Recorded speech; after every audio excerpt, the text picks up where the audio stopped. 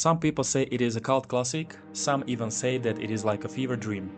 The City of Lost Children is an adventure game based on the fantasy sci-fi film of the same name from 1995. The movie was well received by audience and critics, but ended up being a box office flop. The plot is about a being called Crank, who was created by a scientist and he is not able to dream. Story takes place on an abandoned oil rig, to which children are kidnapped to, and Crank uses his machine to steal dreams from these children. When it comes to movie tie-in games, the usual scenario was to make a cash-in game because the movie was such a big hit, like Men in Black, The Fifth Element, or Alien for example. So it is quite unclear what was the reason behind the decision of making this game when the movie flopped so hard. It was developed and published by Psygnosis, who were going very strong on the first PlayStation. There is also a MS-DOS version, which is a console port. Official UK PS magazine gave it only 4 out of 10, complaining about the slow pace of the game. When I checked this game on the internet, it immediately caught my attention because of one reason, and that is pre-rendered backgrounds. I have to admit that these type of graphics are my most favorite on PS1. Maybe it is because of my unconditional love for the first 3 Resident Evil games, where they revolutionized this, and after its massive success, many games that came after tried to copy it. Since I started to talk about the graphics, we can get it out of the way first. They are really beautiful and atmospheric. Characters would need a bit more work, but the rest is just beautiful. There are some nice little touches, like when you walk past a building, the light in the window turns on. It gave me a mysterious feeling that someone might live there, but you probably won't be able to see them anyway. Not many movie tie-in games can transfer the vibe from the silver screen to the game as well as they did here. Soundtrack also helps you to dive deep into the charming atmosphere.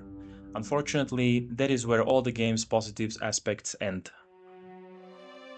Gameplay experience is very painful. First of all, the controls are very clunky and not always super responsive. Your character, which is a 12-year-old girl Miet, moves like a tank. I don't have problems with tank controls, but they have managed to do them somehow worse than in every other game. Very annoying thing is when Miet approaches something and she moves away from it, like there is some invisible force field around it that prevents her from even touching it. It can be anything from table in the room to pavement on the street. She accompanies it with a weird moan. Even worse is when you press the action button in a hope that she will do something, but instead you will hear, "I can't manage it," or "I can't do anything." I heard these 2 sentences so many times that I started to hate the poor girl. Can you imagine that you will hear this in Resident Evil every time you will try to do something?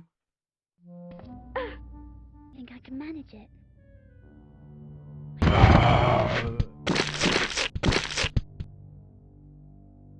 But I would be able to stomach all of the mentioned if it wasn't for the worst flaw of the game, which is finding and picking up the items. This is a game that really depends on looking for things you can use in puzzle-solving situations. The problem is, however, that most of the time you won't be able to see them because they either totally blend with the environment or they are completely out of the sight.